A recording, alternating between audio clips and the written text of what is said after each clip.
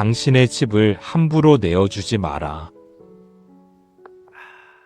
지금 당신의 집에서 당신은 진짜 주인으로 살고 있는가? 아니면 누군가의 눈치를 보며 손님처럼 조심스럽게 숨쉬고 있는가? 평생을 일하고 아끼고 참아가며 마련한 그 공간에서 정작 당신이 가장 불편한 사람이 되어 있다면 지금 이 순간 모든 것을 멈추고 이 이야기에 귀를 기울여라. 오늘 이 이야기는 당신의 남은 인생을 완전히 바꿔놓을 수 있다.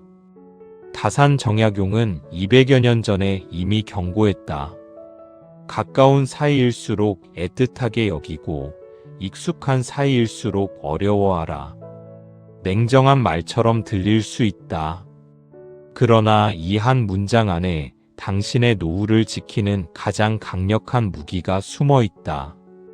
집이라는 공간을 다시 생각하라. 그곳은 단순히 지붕과 벽으로 둘러싸인 건물이 아니다. 하루 종일 세상과 부딪히고 지친 몸과 마음을 이끌고 돌아왔을 때 현관문을 열고 들어서는 그 순간의 안도감을 떠올려 보라. 신발을 벗고 편한 옷으로 갈아입고 아무도 나를 평가하지 않는 고요 속에 잠기는 그 순간. 이것이야말로 집이 우리에게 주는 가장 큰 선물이다. 집은 당신의 정체성이고 자존감이며 존엄성 그 자체다. 그런데 이상한 일이 벌어진다. 나이가 들수록, 특히 노년에 접어들수록 많은 이들이 자신의 집에서조차 편안함을 잃어버린다. 가까운 친구가 찾아와 머물고 자녀가 손주를 데리고 들락거리고 친척들이 명절이면 모여들어 북적인다. 처음에는 반가웠다. 외롭지 않아서 좋았고 누군가에게 필요한 사람이라는 느낌에 뿌듯하기까지 했다. 그러나 시간이 흐르면서 무언가 잘못되었다는 신호가 온다. 내 집인데도 내 마음대로 할 수 없고 쉬고 싶을 때 쉴 수 없으며 혼자만의 시간을 갖고 싶어도 그럴 수 없는 상황이 반복된다. 그렇게 조금씩 아주 천천히 당신의 노후는 무너지기 시작한다. 가깝다고 해서, 친하다고 해서, 가족이라고 해서 모든 경계를 허물어도 된다는 착각. 이 착각이야말로 수많은 노년의 평화를 앗아가는 진짜 주범이다. 첫 번째로 기억해야 할 것이 있다. 사람을 집에 들이는 순간 당신의 에너지는 고갈되기 시작한다. 젊었을 때를 떠올려 보라. 그때는 사람을 만나는 것 자체가 즐거웠다. 밤새 이야기를 나눠도 지치지 않았고 다음 날이면 금세 회복되었다. 그러나 나이가 들면 상황은 완전히 달라진다. 사람을 만나는 일이 더 이상 에너지를 주지 않는다. 오히려 에너지를 빼앗아간다. 나이가 들수록 대부분의 사람은 혼자만의 시간에서 힘을 충전하는 쪽으로 변해간다. 이것은 성격의 변화만이 아니다. 체력이 떨어지고 회복에 더 많은 시간이 필요한 신체적 변화와도 깊이 맞닿아 있다. 하루 종일 손님을 맞이하고 식사를 대접하고 대화를 이어가는 일은 엄청난 육체적 정신적 노동이다. 그런데도 가까운 사이라는 이유로, 가족이라는 이유로 거절하지 못하고 계속 집을 내어주다 보면 어느새 당신의 에너지는 바닥나고 만다. 더 큰 문제는 이런 에너지 소진이 누적되면서 건강에 직접적인 악영향을 미친다는 점이다. 지속적인 스트레스는 면역력을 떨어뜨리고 수면 장애를 불러오며 심하면 우울증으로까지 번진다. 정약용은 목민심서에서 백성의 부담을 덜어주는 것이 진정한 목민관이라 했다. 부모도 마찬가지다. 자신의 부담을 스스로 덜어줄 줄 알아야 한다. 노년의 가장 큰 지혜는 자신의 에너지를 지키는 것이다. 구체적으로 상상해보라. 자녀가 손주를 데리고 찾아온다. 처음에는 반갑다. 귀여운 손주의 제잘거림이 집안을 환하게 만든다. 그러나 며칠이 지나면 상황이 달라진다. 손주는 집안을 뛰어다니고 장난감은 여기저기 흩어지며 텔레비전은 하루 종일 만화 채널에 고정된다. 당신이 좋아하는 조용한 음악을 들을 수도 책을 펼칠 수도 없다. 저녁이면 손주를 재우느라 당신의 일과는 완전히 무너진다. 며칠이면 괜찮을 줄 알았는데 머무는 날은 계속 연장되고 어느새 일주일이 한 달이 된다.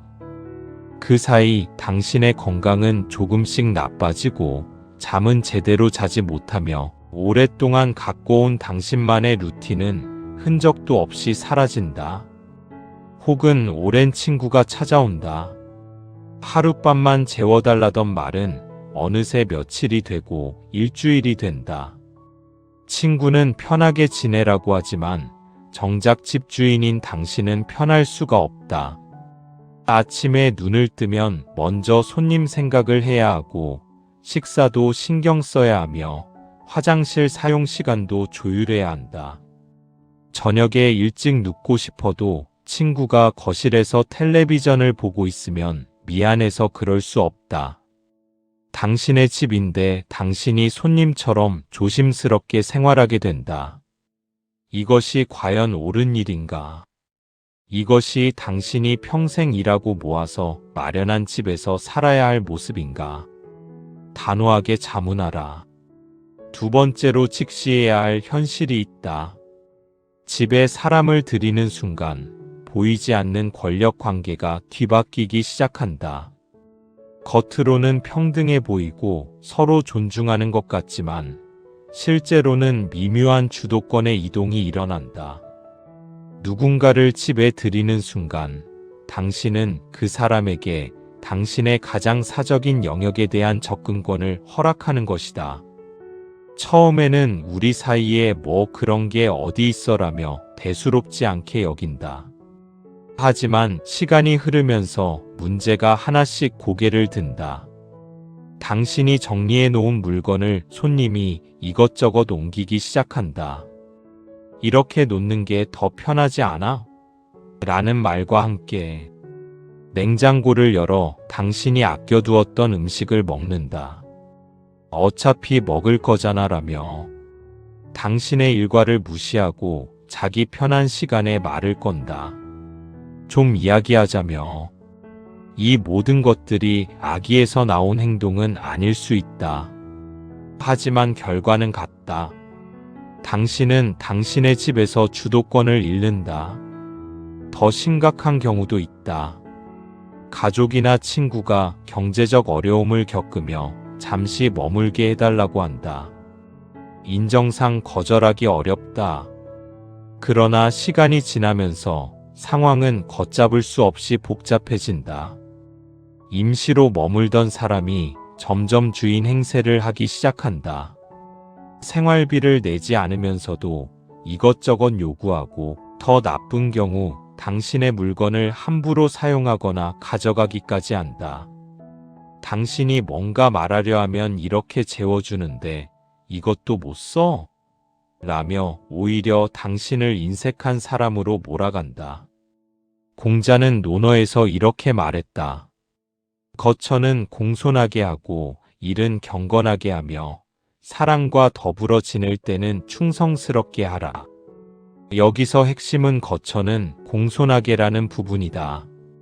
남의 집에 머무는 사람은 마땅히 공손해야 한다. 그것이 예의다. 하지만 현실은 어떤가? 가까운 사이일수록 이 예의가 무너진다. 가족인데 뭐 친구 사이에 그래라며 경계가 사라지고 바로 그 순간부터 진짜 문제가 시작된다. 정년 퇴직을 하고 이제 막 노후를 준비하기 시작한 상황을 떠올려 보라.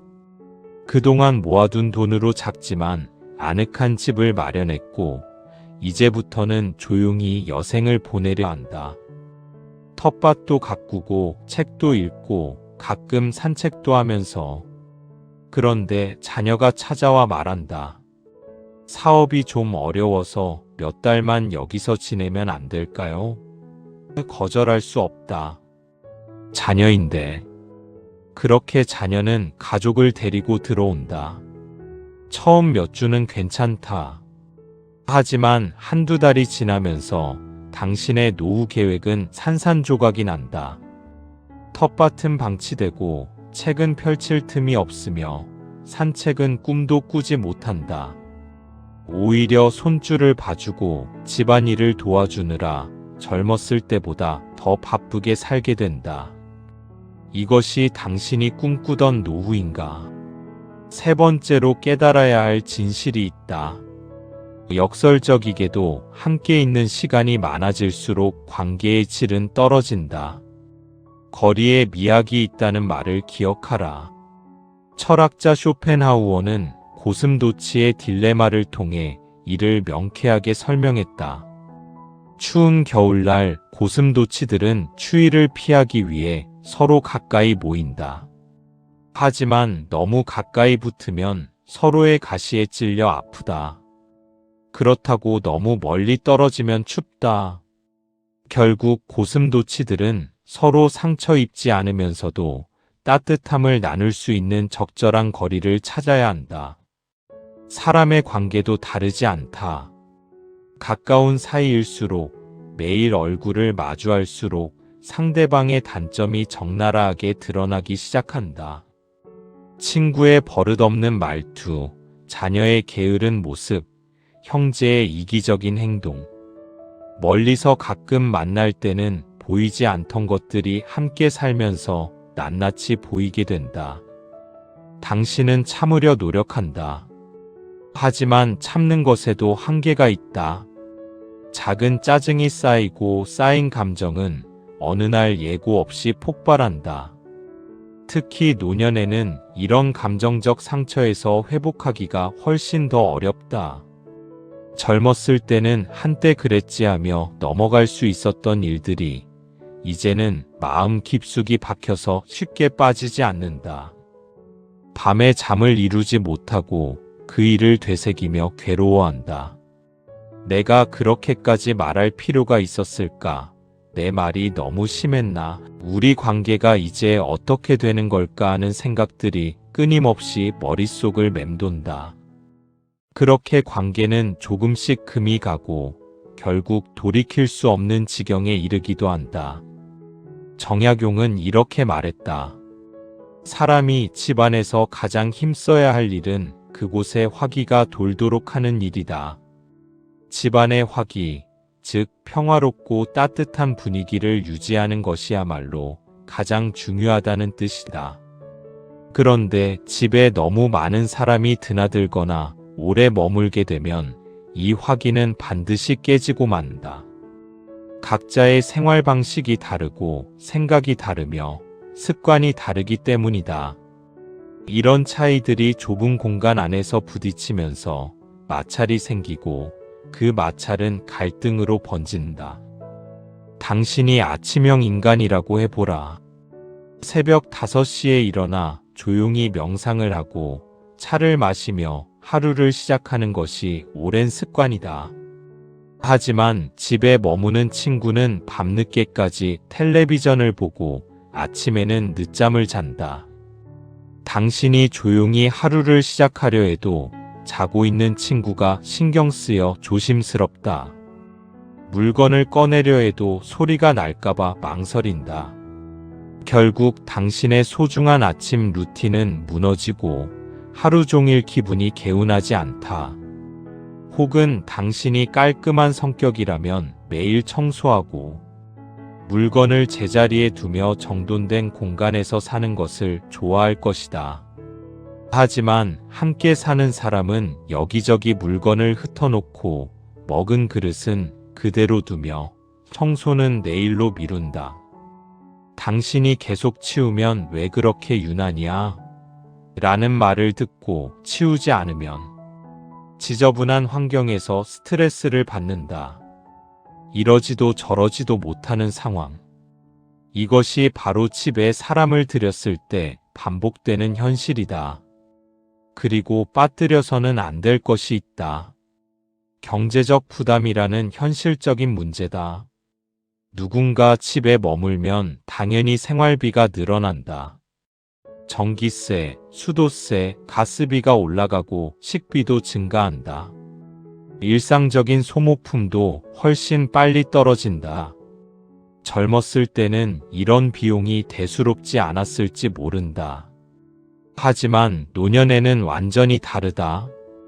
고정 수입이 없거나 연금만으로 생활해야 하는 상황에서 예상치 못한 지출 증가는 심각한 스트레스가 된다. 문제는 이런 비용을 상대에게 요구하기가 몹시 어렵다는 점이다. 특히 가족이나 오랜 친구라면 더더욱 그렇다. 돈 이야기를 꺼내면 인색한 사람으로 보이지 않을까, 관계가 나빠지지 않을까 하는 걱정에 차마 입을 열지 못한다. 그렇게 몇 달이 지나면 통장 잔고는 눈에 띄게 줄어들고 당신은 계획했던 노후 생활을 하나씩 포기해야 하는 상황에 내몰린다. 도덕경에는 이런 구절이 있다. 큰 은혜는 은혜가 아니다. 진정한 은혜는 상대방에게 부담을 주지 않는 것이다. 하지만 집에 오래 머무는 사람들은 이를 잊고 당신의 호의를 당연하게 여기기 시작한다. 경제적 문제는 단순히 돈의 문제가 아니다. 그것은 당신의 안정감과 미래에 대한 불안으로 곧장 이어진다. 노년의 가장 중요한 것 가운데 하나가 경제적 안정이다. 언제 어떤 일이 생길지 모르는 나이에 예상치 못한 지출로 저축이 줄어든다면 그 불안감은 밤잠을 앗아간다. 이대로 가면 노후 자금이 바닥나는 건 아닐까, 병원비는 어떻게 감당하지라는 걱정에 시달리고 이 스트레스는 다시 건강을 해치며 결국 악순환이 반복된다. 그뿐만이 아니다. 공간의 주도권을 잃는다는 것은 존엄성을 잃는 것과 같다. 누군가 당신의 집에 들어와 오래 머물면 그 공간은 더 이상 온전히 당신의 것이 아니게 된다. 원하는 시간에 텔레비전을 볼 수 없고 듣고 싶은 음악을 틀 수 없으며 먹고 싶은 것을 마음대로 먹을 수도 없다. 모든 것을 상대와 조율해야 하고 타협해야 하며 때로는 포기해야 한다. 정약용은 이렇게 경고했다. 온 세상의 재난이나 모진 슬픔, 하늘을 흔들고 땅을 움직이는 일이나 한 집안을 뒤엎는 죄악은 모두가 비밀스러운 것에서 생겨나게 마련이다. 큰 재앙은 보이지 않는 곳에서, 사소해 보이는 일에서 시작된다는 뜻이다. 친구를 잠시 재워주는 것, 자녀가 며칠 머무는 것, 이런 작은 일들이 나중에는 걷잡을 수 없는 문제로 커질 수 있다. 그러니 처음부터 조심하라. 경계를 분명히 하고 선을 그어라. 그렇다면 우리는 구체적으로 어떻게 해야 하는가? 가까운 사람들과의 관계를 완전히 끊으라는 말이 아니다. 지혜롭게 거리를 유지하라는 것이다. 석가모니가 강조한 중도의 가르침을 떠올려 보라. 지나치게 멀어지지도 지나치게 가까워지지도 않는 균형 잡힌 거리. 이것이야말로 관계를 오래도록 건강하게 유지하는 비결이다. 명확한 경계를 설정하라. 우리 집에는 손님을 재우지 않는다는 원칙을 세우고 그것을 지켜라. 처음에는 냉정해 보일 수 있지만 장기적으로 이것이 관계를 더 건강하게 만든다. 경계가 있어야 서로 존중할 수 있고 존중이 있어야 관계가 지속된다. 경계 없는 관계는 결국 파괴로 이어진다. 만남의 장소를 바깥으로 옮겨라. 친구를 만나고 싶다면 집이 아닌 카페나 식당에서 만나라. 가족과 시간을 보내고 싶다면 공원이나 문화센터를 이용하라. 만남의 시간과 장소가 명확해지면 당신의 사적 공간은 보호된다. 만남이 끝나면 각자의 집으로 돌아가고 그렇게 적절한 거리가 유지된다. 거절하는 법을 배워라. 이것이 가장 어려운 일이다. 특히 한국 문화에서는 거절을 매정함으로 여기는 경향이 있다. 하지만 거절은 매정함이 아니라 자기 보호다. 당신의 평화와 건강을 지키기 위해서는 때로 안 된다고 말할 수 있어야 한다.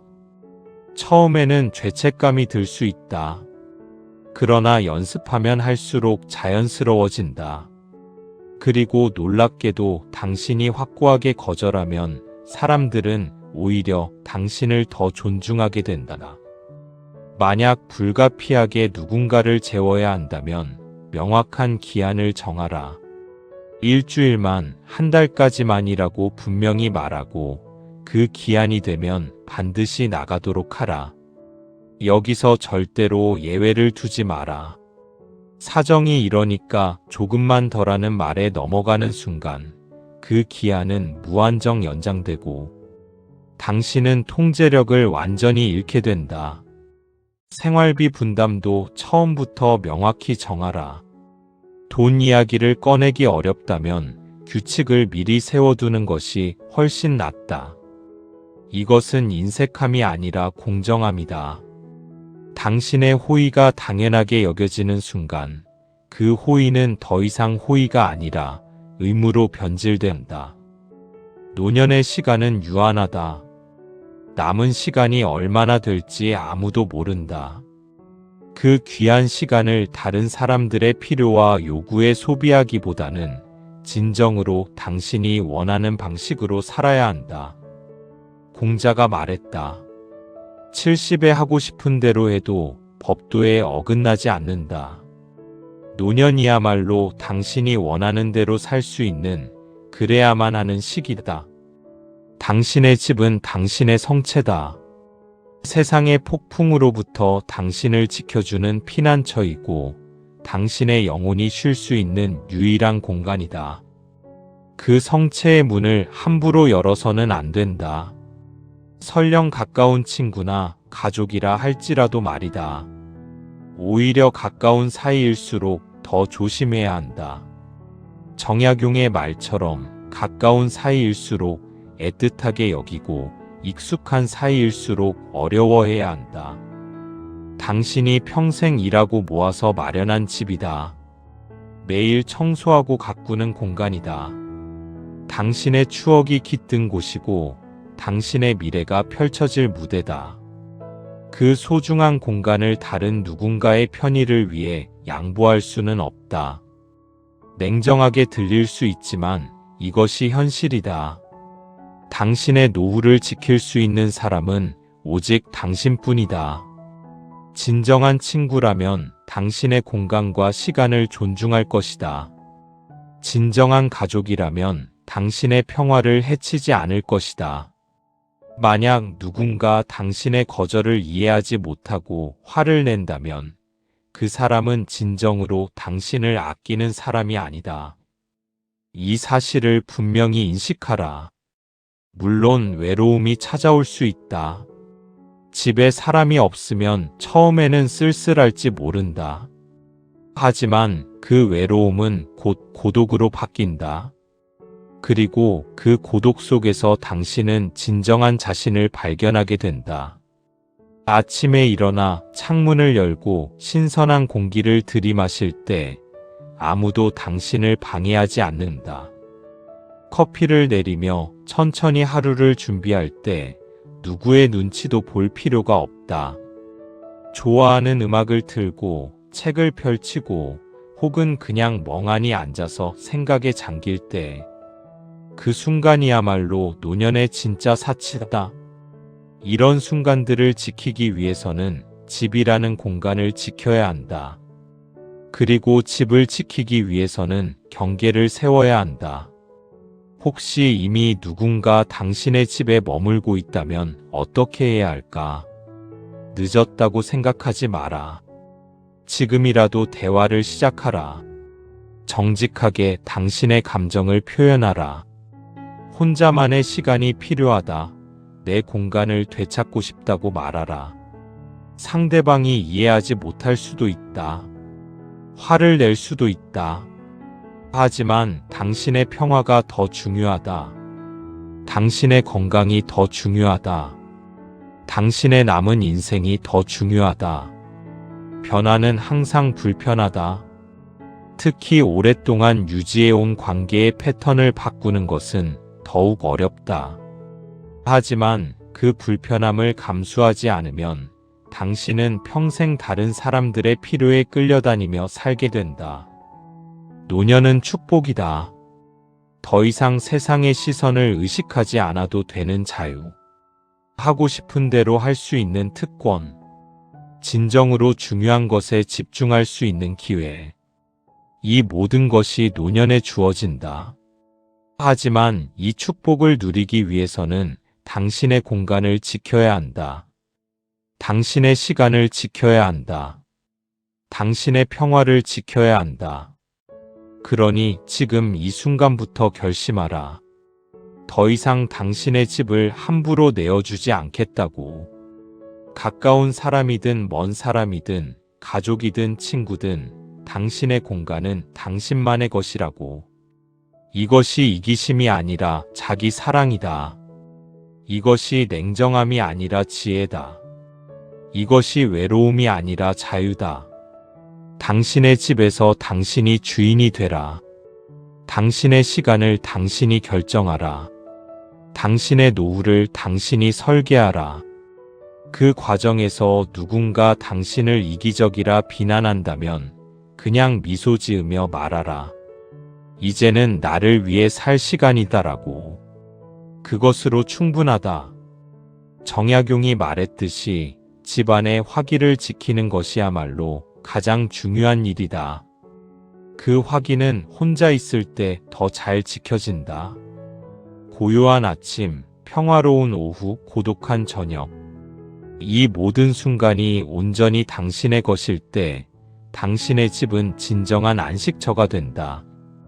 그리고 그 안식처에서 당신은 비로소 온전한 자신으로 살아갈 수 있다.